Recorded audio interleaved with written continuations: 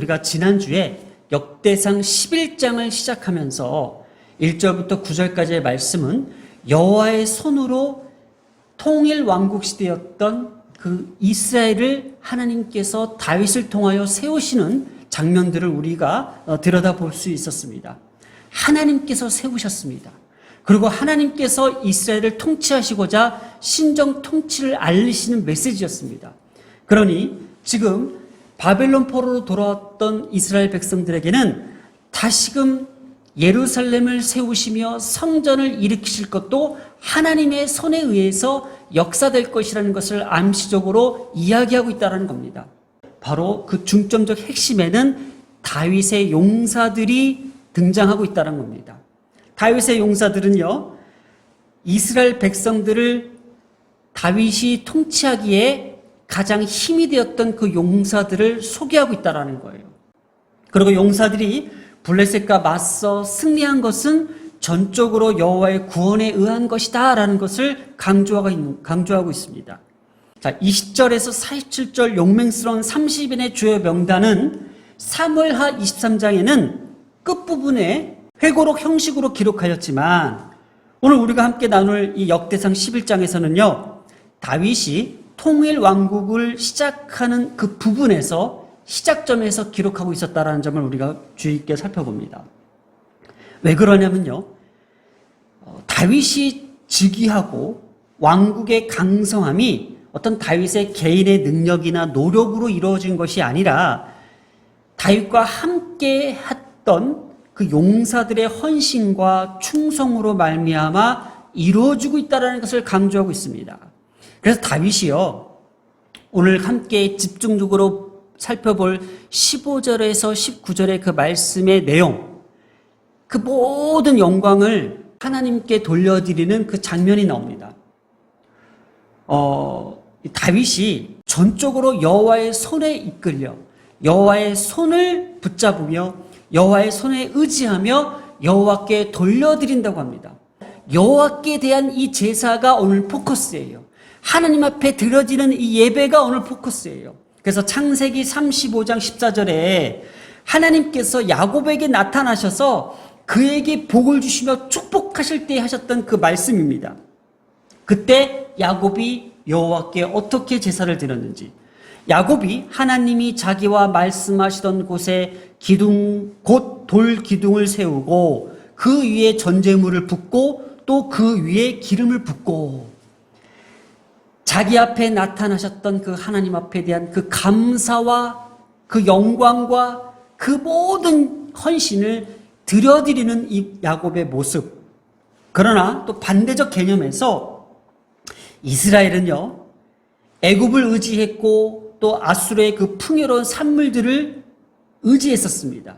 그러나 그것으로 하나님께 희생제사를 드리는 것이, 절기를 드리는 것이, 또 하나님 앞에 기념할 수 있는 것이 불가능하다라는 거예요. 그래서 호세아 9장 4절에 그들은 여호와께 포도주를 부어드리지 못하며 여호와께서 기뻐하시는 바도 되지 못할 것이라. 그들의 재물은 애곡하는 자의 떡과 같아서 그것을 먹는 자는 더러워지나니 그들의 떡은 자기의 먹기에만 소용될 뿐이라. 여호와의 집에 드릴 것이 아님이니이다. 오늘날 우리의 예배는 어떻습니까? 우리의 탐욕과 우리의 불의와 또 우리의 욕심대로 드려지는 예배가 아닌지, 어쩌면 우리가 더 드러나기 위해서, 우리가 더 나타내기 위해서 드려지는 예배가 아닌지, 오늘날 우리의 예배를 다시 한번 돌이켜보며 우리의 예배를 다시 한번 바로잡고자 하는 그 예배에 대한, 제사에 대한 내용이 아닌가 한번 생각해 보았습니다. 자, 이렇게 오늘 15절에서 19절의 말씀을 한번 중점적으로 다뤄보려고 합니다. 오늘 등장하는 이 30인의 용사들은 다윗이 왕으로 즉위하고 다윗의 왕권을 돕기 위해서 하나님께서 세우신 용사들입니다. 그래서 오늘 이 용사들의 그 모습들을 잘 기억하면서 오늘 우리는 하나님께서 이 땅의 교회로 용사로 삼으셨으며 그 용사들의 그 자세와 모습은 어땠는지를 다시 한번 우리가 한번 살펴보려고 합니다. 자, 15절에 30인 우두머리 중에 세 사람이 바위로 내려가서 아둘람 굴 다윗에게 이를 때에 블레셋 군대 르바임 골짜기에 진쳤더라. 지금 이 상황은요, 이스라엘과 블레셋의 대치 상황, 어쩌면은 블레셋이 이스라엘을 공격하기 위해서 그 진영 안으로 들어와서 진을 쳤던 그 상황 속에서 이 용사 3명이 등장합니다. 이 용사들은요, 다윗에 대한 충성을 언급하는 내용으로 시작합니다.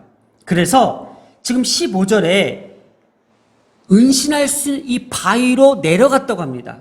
자, 그런데 사무엘하 23장에 등장하는 이 용사들은 어떻게 시작하냐면요, 이 병행 구절이지만은 좀 다르게 표현합니다.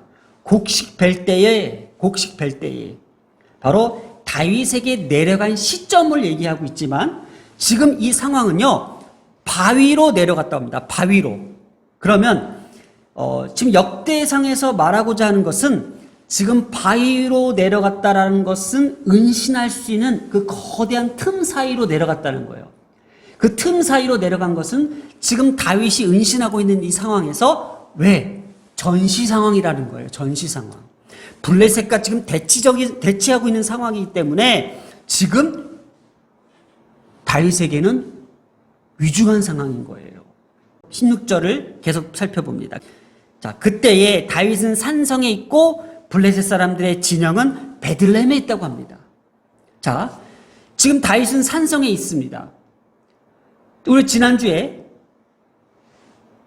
여호와의 손에 의해서 예루살렘 성을 탈환했습니다. 그리고 그 성에 있습니다. 그리고 지금 블레셋은 베들레헴까지 지금 들어와 있다라는 거예요. 이때 다윗이 갈망하여 이르되 베들레헴 성문 곁 우물물을 누가 내게 마시게 할꼬, 이런 내용을 표현합니다. 자, 이 베들레헴은요, 다윗의 고향입니다. 다윗의 고향으로서 이 장소에 지금 블레셋 진영이 지금 진을 치고 있다고 합니다. 그런데 16절에 다윗은 산성에 있고 블레셋은 진영에 있다고 하는데 사무엘 하에서는요, 블레셋을 요새라고 표현했습니다. 요새. 근데 이 요새가 히브리어로 마차부고, 오늘 우리가 읽었던 이 본문의 진영은, 블레셋의 진영은 네치브입니다. 이 뜻이 같은 내용이지만은 이 마차부, 사무엘 하에 등장했던 이 마차부는 어떤 대규모 또 고정적 군대의 단위를 이야기하고 있고요. 오늘 이 역대상에서 표현했던 네치브는 소규모 주둔지를 뜻할 때 쓰는 단어입니다. 좀 내용의 차이가 있죠. 그러나 똑같은 말이지만은 이 내용으로 봤을 때에는 사무엘서는요, 블레셋 군대의 규모를 크게 묘사하여 매우 위험한 상황을 부각시켰지만 오늘 역대 상황에서는요, 용사들의 충성심과 용맹스러움에 위축되지 않은 상황을 더 부각시키기 위해서 늠름한 다윗의 유상을 훼손시키지 않기 위해서 네치브라는 단어, 좀 소규모에 대한 주둔지를 썼던 것 같아요. 자, 지금 베들레헴에 저들의 진영이 있는데 지금 우리가 대치 상황이야. 하지만은 그렇게 우리가 지금 밀리는 상황은 아니야. 그저 조금 소규모 정도 되는 진영의 진을 쳤어라고 그런 의미를 주기 위해서 이 용사들이 감히 이것을 무찌를 수 있는 상황을 보여준 것 같아요. 그래서 다윗이 갈망하여 베들레헴에 있던 그 우물물을 이들이 길러옵니다. 그래서 18절에 보면은 이들이 목숨을 걸고 블레셋 수비대를 관통하여 베들레헴 성문 곁에 있는 그 우물물을 길러왔다고 합니다. 한번 보겠습니다. 이 세 사람이 블레셋 사람들의 군대를 돌파하고 지나가서 베들레헴 성문 곁 우물물을 길러 가지고 다윗에게 왔으나 다윗이 마시기를 기뻐하지 않았다고 합니다. 왜냐? 그들의 피와 그들의 헌신과 그들의 충성심으로 길러진 것이기 때문에 내가 함부로 이것을 거둬들일 수 없다라는 의미를 갖고 있었던 겁니다. 하나님이 세우신 왕에 대한 헌신과 충성심으로 이들의 모든 상황들은, 이들의 모든 행로들은 이렇게 다윗을 더욱더 하나님 앞에 가까이 가게끔 만들었던 기점이 된 거예요. 다윗은 이 물을 여호와께 그대로 부어드렸다고 합니다. 이러한 다윗이 블레셋과 대치 상황에서 자신의 무모한 갈망과 소중한 용사들을 잃을 뻔했던 이 시점, 자신을 돌아보지 않은 이 모습을 보여주는 이 상황에서는 바로 하나님 앞에 순종하며 하나님 앞에 헌신하며 믿음으로 나아갈 것을 하나님께서 독자들에게 보여주고 있다는 거예요. 18절에 그 물을 여호와께 부어드리고 라는 뜻에 대해서 더욱더 우리가 집중적으로 한번 살펴보기를 원합니다. 사무엘서는요, 부하들이 직접 떠온 베들레헴 성문 곁 우물물을 다윗이 시켜 하나님께 부어드리는 그때 당시 상황을 단순하게 묘사했습니다. 그러나 오늘 역대기에서는요, 다윗이 그 물을 직접 여호와께 부어드리는 장면에서 다윗의 개인적 신앙심을 더 강조시키고 있었던 거예요. 왜 그랬을까요? 19절에 그들이 자기 생명도 돌보지 아니하고 이것을 가져왔으므로, 그러니까 용사들의 목숨을 담보로 하여 얻은 것을 절실히 깨닫고 있음을 강하게 부각시키기 위해서 직접 다윗이 이것을 하나님 앞에 부어드리는 거예요. 자, 이것이 미세한 차이지만은 이것을 우리가 다시 한번 상기시켜 보면은 역대기서에서 다윗이 그 물을 직접 여호와께 부어드리는 이 장면을 보면서 다윗은 자신의 영광을 취하지 아니하고 이 모든 것을 하나님 앞에 영광을 돌려드린다라는 그 핵심적 가치를 우리가 좀 들여다볼 필요가 있습니다. 지금 블레셋과 대치 중이었던 이 상황에서 무릎 길러 했던 이 장면은 아무리 힘들고 악조건이 있어도 그 우물물을 선져 먹고자 하는 그 용사들의 자세, 그리고 다윗의 그 자세를 우리가 볼 수 있어야 된다는 거예요. 그때 우리는 이 말씀을 가지고 오늘날 우리가 아무리 힘들고 어렵더라도 우리 교회가 취해야 될 자세는 뭐예요? 말씀을 선점하라는 거예요. 다윗이 몰랐을까요? 분명히 지금 그 베들레헴 옆에 있는 우물을 캐면은 내 용사들을 보내면은 용사들이 목숨이 유태해질 수 있습니다. 지금 용사들에 의해서 지금 다윗이 하나님께서 다윗의 왕국을 더욱더 강건하게 지금 이끄실 거는 알지만은 지금 다윗에게는 전쟁을 치를 수 있는 상황도 아니었던 거예요. 어쩌면 이 용사들의 헌신과 이 용사들의 어떤 담대함과 저들의 믿음과 순종이 어쩌면 그 우물물을 캐왔다는 것은, 우물은 뭐예요? 말씀의 샘을 뜻할 수 있잖아요. 그러니까 오늘날 우리의 교회가 아무리 힘들고 어려워도 그 말씀을 선점하는 그 신앙적 자세를 우리에게 촉구하고 있는 것입니다. 또 우물을 선점하기 위한 그 헌신과 충성심에는 위험과 어려움이 따르지만 뭐가 필요해요? 믿음과 용기와 간절한 신앙적 자세가 필요했어요. 다윗이 갈망했던 것은요, 단순히 물이 없었을까요? 그 물이 꼭 마시고 싶었을까요? 아니죠. 그 하나님의 집, 베들레헴, 하나님의 그 집이란 뜻을 갖고 있는 그 베들레헴을 선점하기 위해서 그 어떠한 위험을 감수하고 그 어려운 헌신과 충성심과 그 모든 것을 갈망하기 시작했다는 것이 다윗이 담대한 믿음으로 돌파하는 그 신앙적 자세를 보여주고 있다는 겁니다. 오늘날 우리에게도 어려운 현실과 어려운 상황 속에 놓여 있어도 하나님을 바라보는 그 믿음을 가지고, 담대한 믿음을 가지고 전진하며 또 전진하며 돌파할 것을 우리에게 촉구하고 있다는 겁니다. 마지막으로요, 다윗이 여호와께 부어드렸던 그 신앙적 자세, 나를 위한 영광된 제사가 아니라 하나님을 위한 영광으로 돌려드리는 그 신앙적 자세가 뭘까요? 하나님만을 예배하라는 거예요. 하나님의 교회가 사람을 예배하고 있고요, 목사를 예배하고 있고요, 예배를 예배하고 있다는 것에 대해서 예배의 주인 되신 하나님, 모든 영광과 존귀를 받으실 그 하나님, 모든 하나님께로만 영광을 돌려드리며 예배해야 된다는 겁니다. 다윗은요, 왕위를 주기한 지, 왕위로 올라선 지 얼마 되지 않았어요. 얼마든지 백성들 앞에서 내가 베들레헴을 정복했어, 내가 블레셋을 물리쳤어 라는 그러한 영광을 취할 수 있는 자기만의 영광에 빠질 수 있었던 충분한 그 시기였어요. 그러나 다윗은 그러지 않았습니다. 그것을 모든 백성들의, 그 용사들의 핏값으로 하나님 앞에 돌려드렸다는 것을 오늘 우리는 주목할 필요가 있다는 것입니다.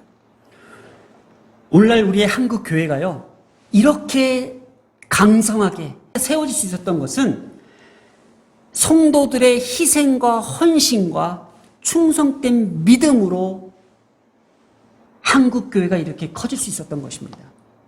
우리의 할머니, 할아버지 세대들이 먹지 않고 또 배고파가면서 교회에 헌신하면서 충성하면서 믿음으로 재단을 쌓았기에 지금 오늘날 우리가 이렇게 한국 교회를 누릴 수 있었던 것입니다. 바로 그들이 오늘 다윗에게 있었던 30인의 용사들처럼 오늘 한국 교회 선조들을, 우리 할아버지 할머니 세대들이 정말 그들의 피땀 흘린 그 노력과 그 헌신으로 말미암아 오늘날 이렇게 큰 영광을 누릴 수 있기에 오늘 이 모든 영광을 하나님께 다시 돌려드려야 된다는 겁니다. 그걸 우리 목회자들의 욕심과 우리 교회가 취해야 될 것이 아니라 하나님께 다시 돌려드려야 된다는 것입니다. 그래서 오늘도 이 그물을 여호와께 부어드린다라는 이 말씀을 가지고 오늘 한마음교회의 8주년을 맞이하여 2015년 5월 3일 날 하나님께서 한마음교회를 세워주셨습니다. 바로 오늘이 8주년이 되는 이 시점에서 우리 한 가정의 헌신과 노력과 그들의 충성된 믿음이 있었기에 8년이라는 시간 동안 변함없이 여기에 이 자리에 우리가 함께 하나님 앞에 예배 드릴 수 있으며 그 이 예배를 하나님 앞에 부어드리기를 원합니다. 하나님 앞에 영광 돌려드리기를 원합니다. 지금까지 하나님께 부어드리는 이 믿음으로 헌신했던 우리의 가정들이 있습니다. 그 가정이 있었기에 지금 하나님께서 한마음교회가 하나 되게 하여 주셨습니다. 8년 동안 한결같이 말씀으로 교회를 세워주셔서 감사합니다.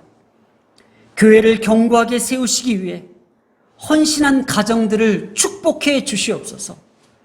또 교회를 위하여 헌신한 가정들의 자녀들이 더욱더 견고해질 수 있도록 하나님께서 그 손을 펼쳐 주시옵소서. 오늘 시간 함께 기도하겠습니다. 사랑과 은혜가 많으신 하나님 아버지, 오늘 이 시간 8년 동안 한결같이 하나님의 말씀으로 교회를 세워나가게 하심을 감사합니다. 특별히 하나님의 교회를 견고하게 세우기 위하여 한 가정을 통하여 헌신하게 하시고 또 인내하게 하시고 또 충성된 믿음으로 한마음교회와 함께하게 하심을 감사드립니다. 이렇게 교회를 위하여 헌신한 또 가정의 그 자녀들을 더욱더 견고하게 강건하게 붙드셔서 하나의 교회가 되어 이 세상 가운데에 빛과 소금이 되는 하나님의 귀한 자녀들로 삼아 역사하여 주시옵소서. 하나님께서 다윗에게 약속하신 말씀대로 내가 어디를 가든지 내가 너와 함께 있어 내 원수를 내 앞에서 멸하였은즉 땅에서 위대한 자의 이름같이 내 이름을 위대하게 하리라 하셨던 그 약속의 말씀이 오늘 우리 한마음교회 자녀들에게 동일하게 언약하여 주실 줄 믿사오며 이 모든 말씀 우리 주 예수님의 이름으로 기도드렸습니다. 아멘.